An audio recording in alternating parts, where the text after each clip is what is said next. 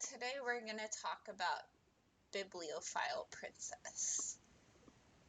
I'm going to be brutally honest, this was by far the least liked thing that I watched this season. I watched a lot of anime this season, and I got behind, and this is what I put on the back burner. I was just like, I'll go back to it maybe at some point. I really should have just dropped it, but I somehow finished it. It's about Eliana and Christopher, and how Eliana becomes his fiance because basically she just wants to have access to the royal archives, because she loves books more than anything. She's just like all about books. But she eventually falls in love with Prince Christopher.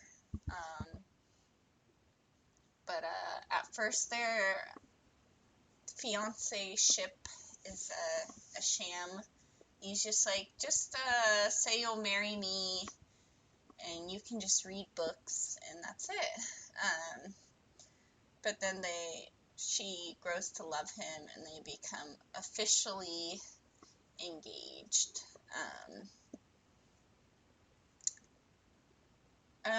The premise is great if they had stuck to that like throughout the series, but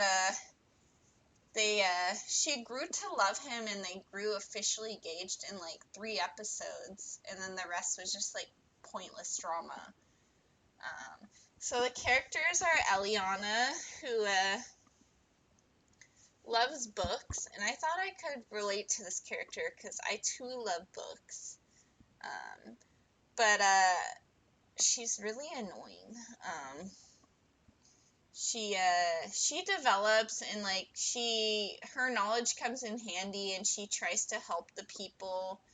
I'll give her that, but there's a lot of unnecessary, she can't just talk things out with Christopher and ask him if something's true. Instead, she just goes straight to like cold shoulder, like, oh, I'm not good enough for him. And then she lets like this little girl talk down to her constantly and can't stand up for herself. And she's just meh.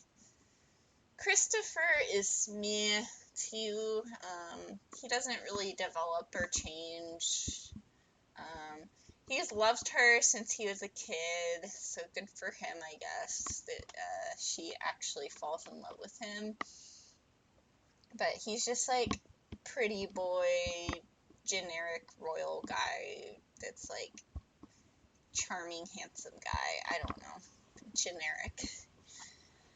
There's Alexi and Gren. I'm gonna lump them together because the amount of development they do is zilch. They're just like his henchmen, like that he talks to about things, and they're just there. They're like pretty boys, but they don't do literally anything. There's Uncle Theodore, who's could be lumped together with the pretty boys, but he's like obviously into Eliana too, even though that's weird, and he's Christopher's uncle, and it's like, you're too old for her, and I don't know why you're into her too. And there's Alan, who's like the spy, basically, that Eliana never remembers his name or that he exists. And he's just there to be like, I'm Alan, you always forget about me.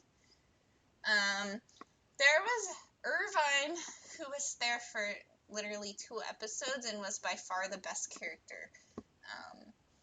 Just because he was the hot, dark, mysterious foreigner guy that was way more interesting than Christopher, which is not setting the bar very high.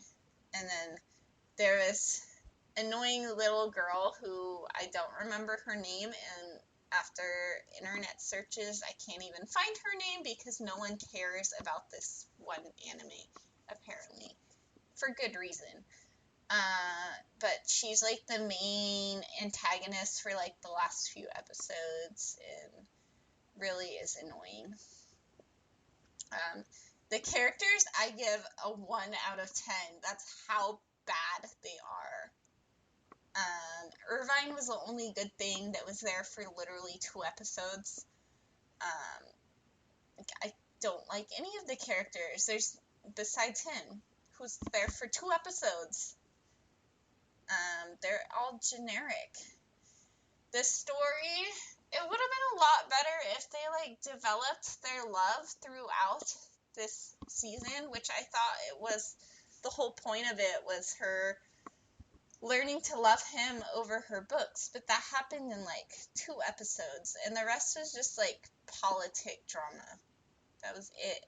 It was boring politic drama, unnecessary drama. Like, it was just like people trying to tear them apart, and instead of Eliana just being like, "Hey, Christopher, is this true?" She couldn't do that, and it was just pointless drama. Pointless. Just talk things out. It was so stupid. I'm gonna give it a 2 out of 10.